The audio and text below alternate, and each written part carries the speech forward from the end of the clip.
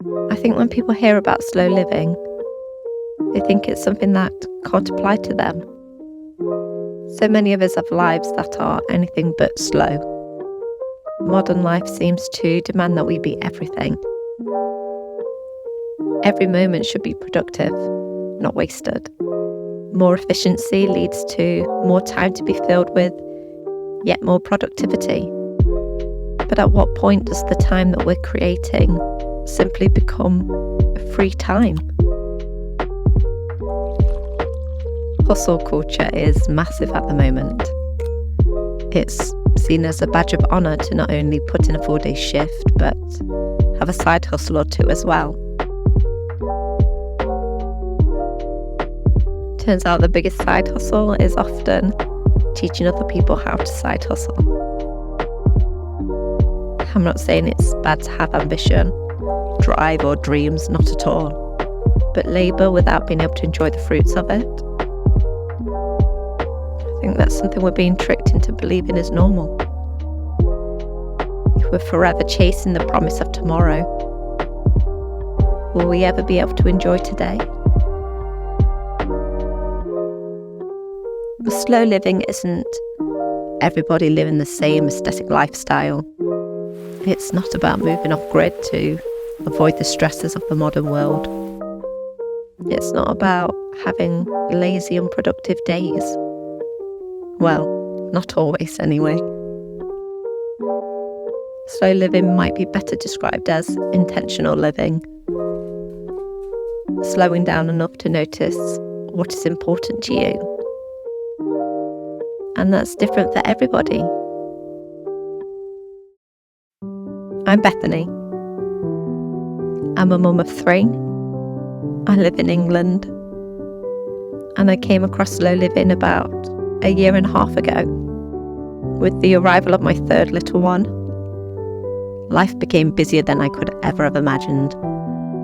Particularly mentally, the amount of information I was having to juggle in my head, it was so overwhelming. I started realising that I was just willing myself through the days. And I didn't want to feel like that. I wanted to feel present, rather than simply being in survival mode. I came across this quote one day and it honestly changed how I look at life. To live content with small means. To seek elegance rather than luxury. And refinement rather than fashion. To be worthy, not respectable. And wealthy, not rich. To study hard, think quietly, talk gently and act frankly. To listen to stars and birds, babes and sages, with open heart. To bear all cheerfully, do all bravely. Await occasions, never hurry. In a word, to let the spiritual, unbidden and unconscious grow up through the common. This is to be my symphony.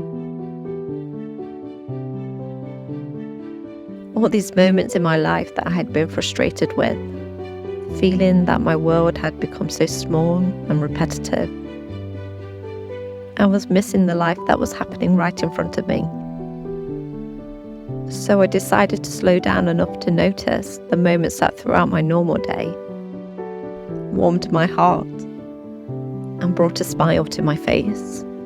They're often the smallest, sometimes silliest of things. But there are beautiful moments everywhere, if only we will slow down enough to see them. I mean, that's a nice story and everything, but how can you practically embrace slow living? Well, here are some tips that I hope can help you.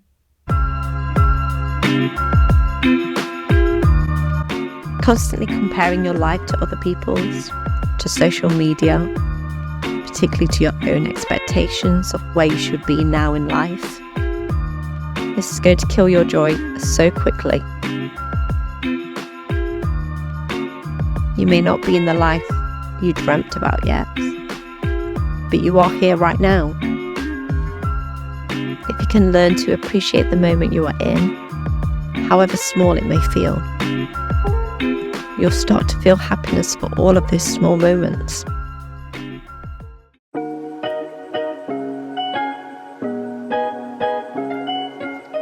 This is something I actively have to remind myself to do.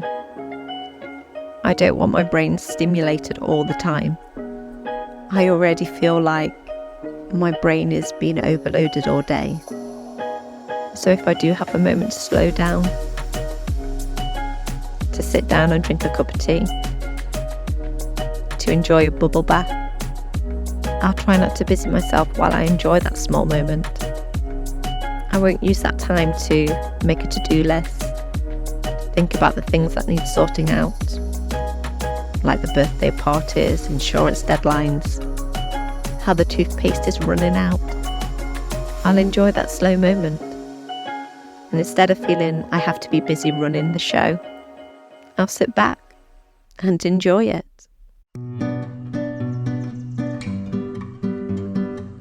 It can often feel like we're staring at the same walls day after day, seeing the same things every day.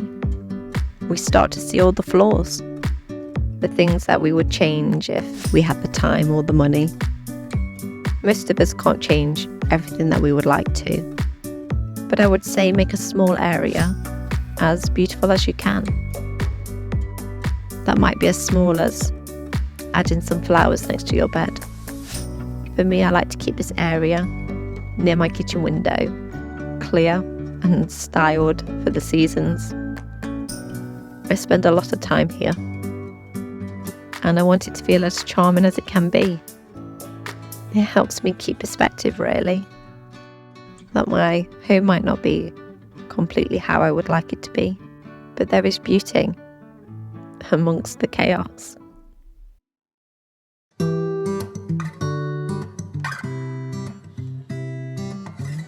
Nature really knows what it's doing. It has a season and a time for everything. Being outdoors seems to instantly change my mood.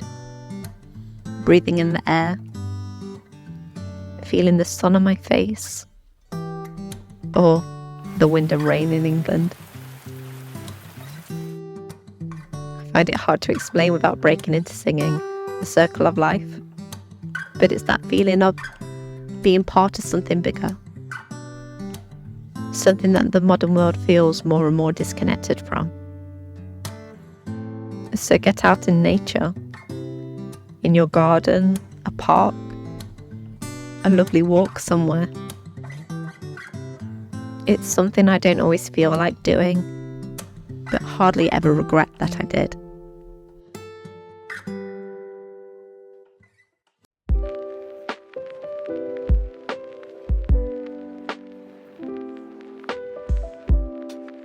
I know it's the one tip everybody bangs on about, but the less you can be on your phone, the better you will feel.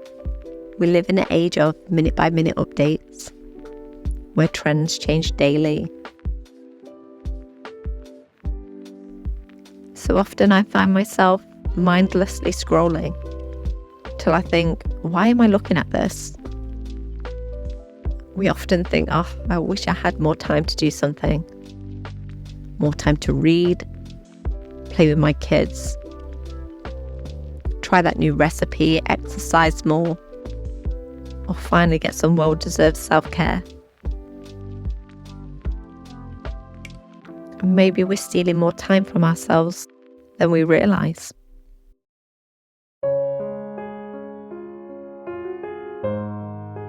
I like to think of this as turning on cinematic mode in my day. I like to try and notice how a moment looks, sounds and feels. Just like in a film, different close-ups, sounds and angles, they will depict what a character is experiencing in that moment. So if I'm sitting there with my coffee, just for a moment I like to notice the sound of my child's laughter change to a real belly laugh. The smell of lavender next to me as a bee hovers by. The birds overhead suddenly rushing by.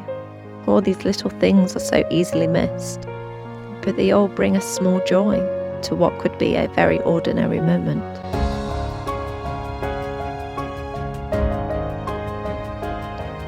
Slow living is about choosing to be present in the moment you are in, to find simple joys throughout life's busiest moments. It's not about achieving perfect calmness, having everything together. It's recognizing that there's beauty in the mundane. There can be joy in repetition.